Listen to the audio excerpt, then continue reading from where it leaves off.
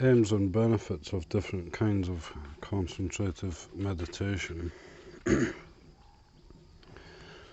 Pali Canon contains this summary of the aims of concentration. Amongst there are these 4 developments of concentration.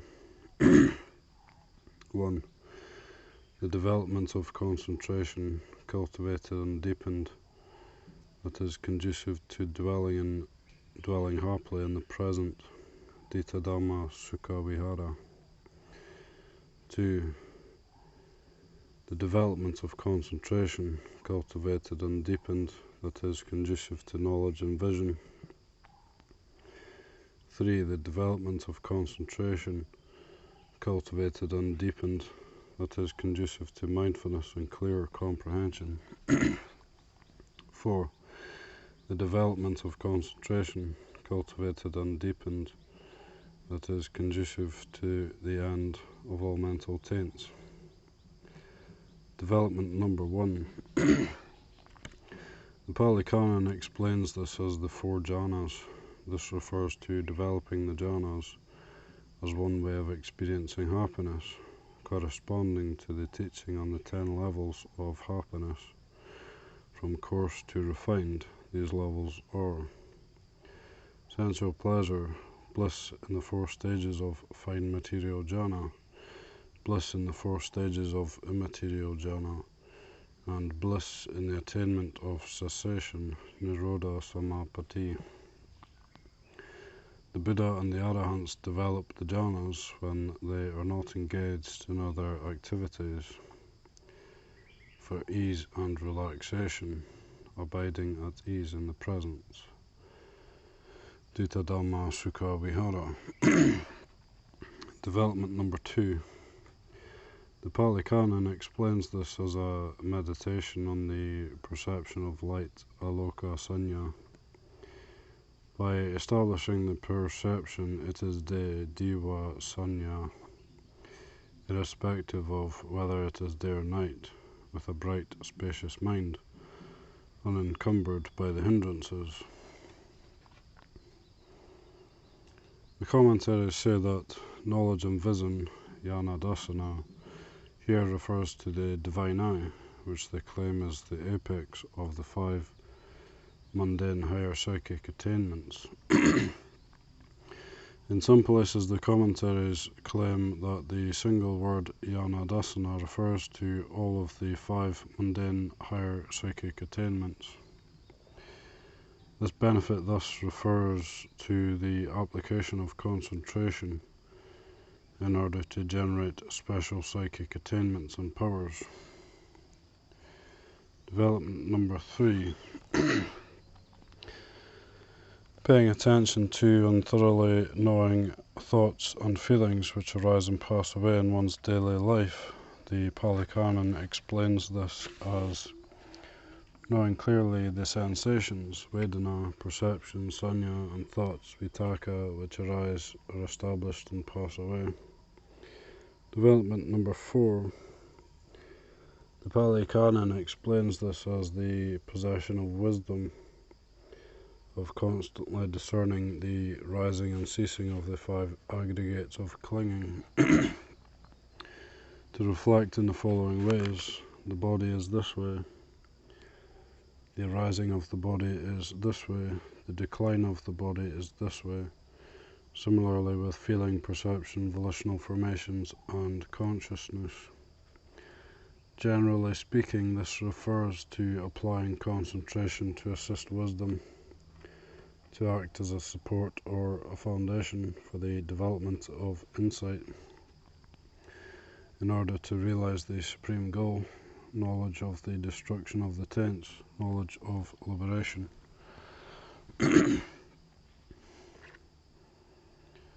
According to the commentaries, the first and second developments pertain to tranquility, samatha, while the third and fourth developments pertain to insight, vipassana. Although not specifically mentioned in this canonical passage, the other benefits of concentration mentioned earlier are obtained while developing these 4 ways of concentration. The commentaries provide a similar summary of the benefits of developing concentration. The Visuddhimagga outlines 5 such benefits. 1. A means of resting at ease in the present, Ditta Dhamma Sukha Vihara. This is a benefit of attainment concentration, Appanna, i.e. of jhana, experienced by arahants who have completed all necessary tasks for liberation and who do not need to use jhana for achieving specific states of realization.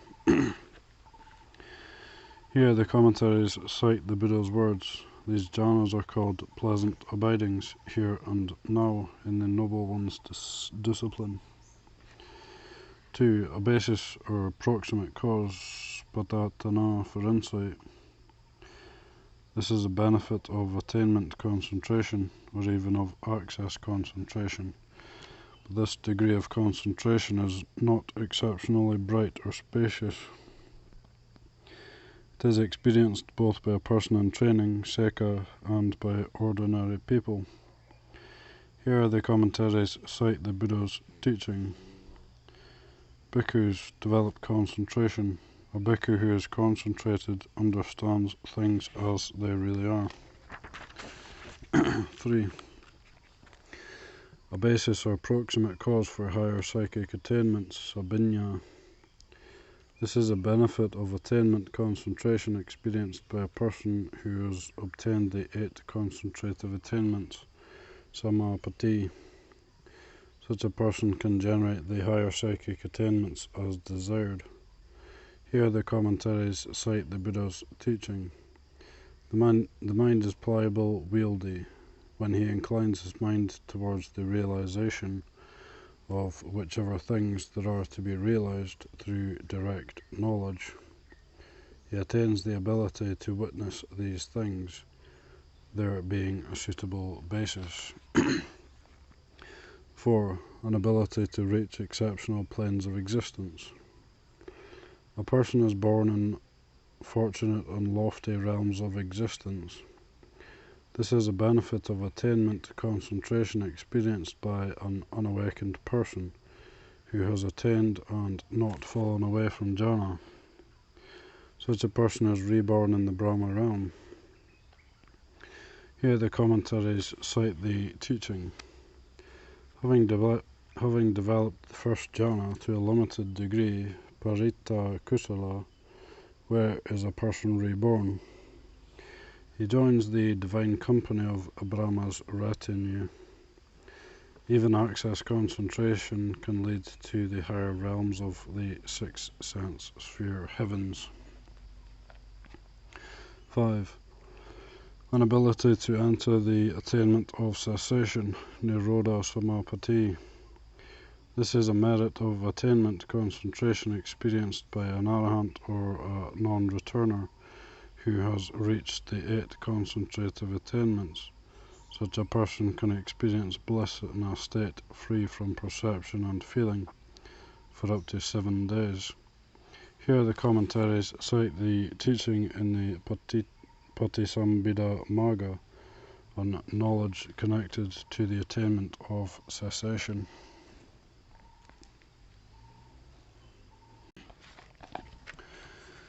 Preventing misunderstandings about the aims and benefits of concentration. An understanding of the benefits and objectives of concentration helps to prevent and dispel misunderstandings about the proper role of concentration in Buddhism and about the life of the monastic community. Such misunderstandings include the belief that meditation is a matter of retreat from the world and a disregard for social affairs, or the idea that the life of a monk is one of total isolation and a disregard for social responsibility. The following considerations may help to prevent such misunderstandings. Concentration is simply a means to an end. It is not the goal of Buddhist spiritual practice. Beginning practitioners may separate themselves from society in order to engage in a form of training for a special, limited period of time, but later they return to take an active role in society suitable to their circumstances. Moreover, the development of concentration generally does not require sitting immobile all day and night. There are many meditation techniques available to choose from.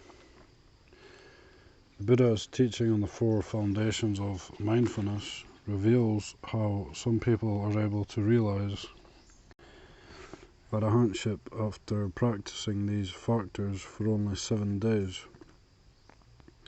After this realization, these awakened individuals generally apply concentration for the benefit of dwelling at ease in the present.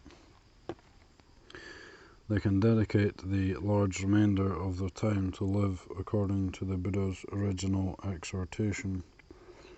Bhikkhus wander forth for the welfare and happiness of the many folk, for the compassionate assistance of the world. Karata bhikkhave kari kam bahu jana hitaya bahu jana sukhaya lokanu kampaya. The way of practice for an individual monk depends on suitability, aptitude, personality traits, and interests.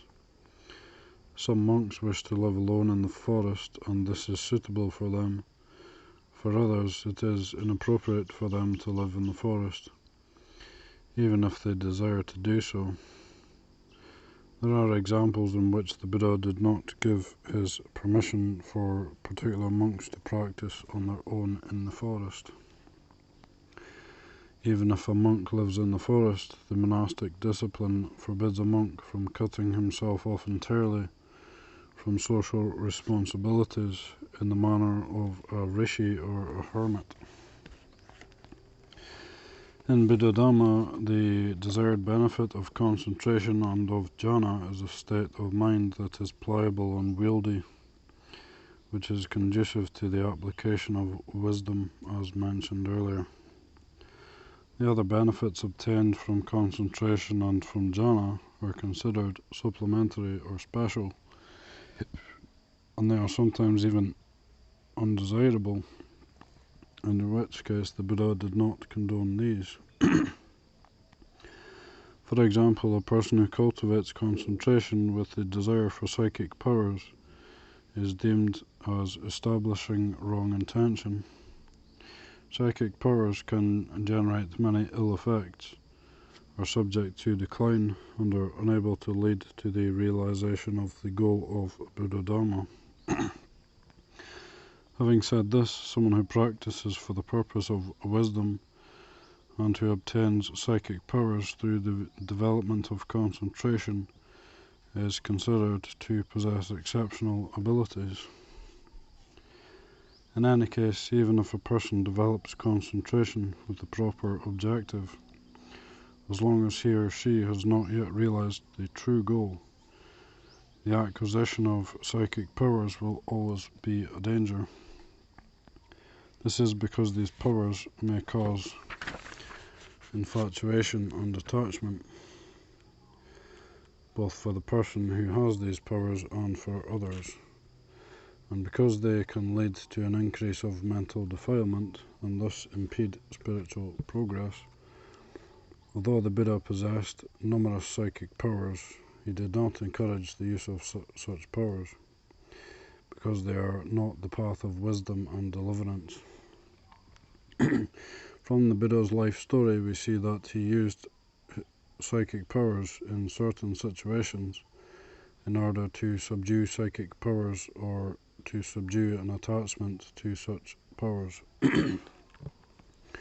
Those individuals who have progressed on the path or who have reached the goal tend to use concentration on the level of jhana as a means for abiding at ease in times free from activity. Although the Buddha travelled around teaching many people, interacting with people at all levels of society, and looked after the large monastic community, he possessed the attributes of Jayi and Jana Sili. He was devoted to jhana. He was content to abide in jhana instead of resting during his spare time. This is similarly the case for many of the Buddha's disciples. They used jhana to dwell at ease in the present moment, Ditta Dhamma Sukha Vihara. On one occasion, the Buddha sought a place of solitude for 3 months in order to abide in a state of concentration. The ability to find jhanic happiness to any degree is a form of individual freedom. However, if the interest in jhana leads to a neglect for communal responsibilities, such conduct is blameworthy, even if the fascination is to a refined level of consciousness. According to the fundamental principles contained in the monastic discipline, the way of life for monks emphasized the importance of communal responsibility. The prosperity or the decline of the monastic sangha hinges on this essential principle of communal responsibility. For the Buddha and for those who practice correctly, concentration on the whole assists in those activities, aiming for the welfare of all beings.